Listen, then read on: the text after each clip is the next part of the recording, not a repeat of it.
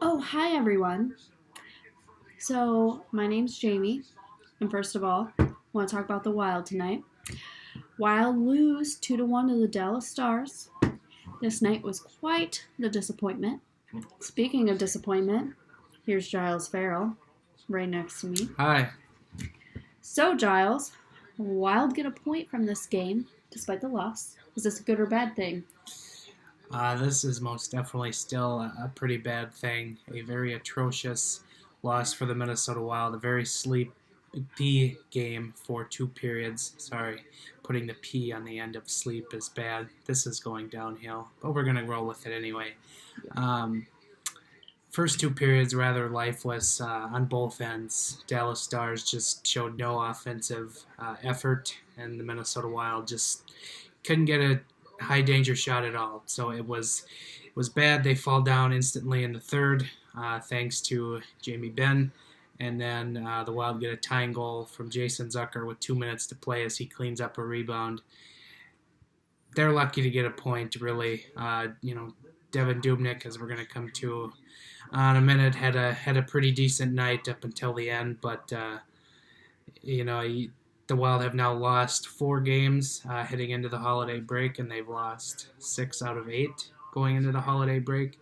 They are reeling, and they are very, very disappointing. I know I fill that category very well, but the Minnesota Wild are one-upping me in that disappointing category. Well, I do have another question for you. So Dubnyk gives up a soft goal at the end, despite otherwise he did pretty well throughout the game. Like, he saved their butts.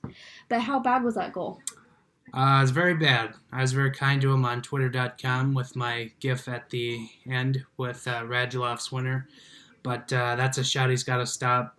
If Ben Remington were here, he would be talking for 10 minutes about how that's a bad goal to give up on the short side. If you're the goaltender, you got to cover the post. Blah, blah, blah, cutting his notes down into a couple more sentences. That's not how you want to end the game for Devan Dubnyk, who has been good here tonight, obviously, and has been good here in the last week and change for the Minnesota Wild since he really had that rough patch. But that's one he wants back, and he even said it himself after the game. All right, so I have another question. So the Wild power play is lifeless once again tonight. What is missing for the man advantage? Matt Dumba. Our beloved son, Matt Dumba, is missing from the Wild power play. I think they're now 0 for 8 since Matt Dumba left the ice against Calgary and has not returned and will be gone for a significant period of time. And there has been, as you said, no life to the Minnesota Wild power play since Matt Dumba has left. His shot is dearly missed. The Wild had a 4-minute power play tonight. They did absolutely nothing. It took them 3.5 minutes just to get one shot on goal.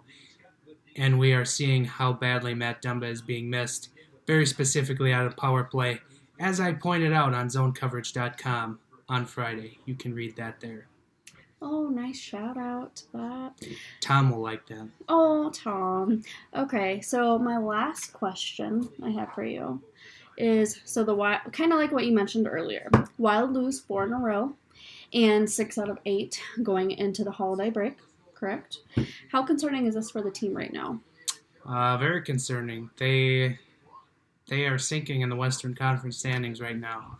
They are, I believe they were 3 points out of a wild card spot coming into today, and not sure how the teams they were chasing did, but losing just never works in the Western Conference, specifically in the Central Division, and Central Division turning out to be kind of the weaker division this year, as the Pacific has kind of risen up their level this year, and so the Wild continuing to lose does not add up to a 7th straight playoff performance, and Devan Dubnyk has seemingly righted the ship here in the last week, as I alluded to, but now the Wild can't score, as if Jason Zucker doesn't pot that one with 2 minutes left, Jordan Greenway will have been the Wild's only goal scorer here in the last week. So not very good, even though I'm very big on Jordan Greenway right now. All right, so I just have one final comment. Again? You just had a last question. Well, question. I have a comment. Okay. Not a question. So, well, I guess I'm going to turn it into a question. So, my very last question, I promise you guys. So, I just noticed during the game that Jamie Benn went down a lot. How do you feel about that? Well, as anyone who follows Mr. Ben on Twitter.com knows that he sure does love to go down, whether that's on or off the ice. Wow, getting really bad up in here, but we should probably shut this one down. So, pretty much. Yeah, that's all I'll offer on that. So, all right. That wasn't that bad. No. So, there you go. By the way, Norm Green still sucks. True story. Are you going to wrap it up, or am I going to wrap it up? That's what she said. Anyway, this is a very PG-13 rated version of the Giles and the Goalie Podcast recap. That is Jamie Dolezal. I am Giles Farrell, and we will check back in with you after the Christmas break. So everyone have a very fun and very safe Christmas, and we will chat with you next week. Later.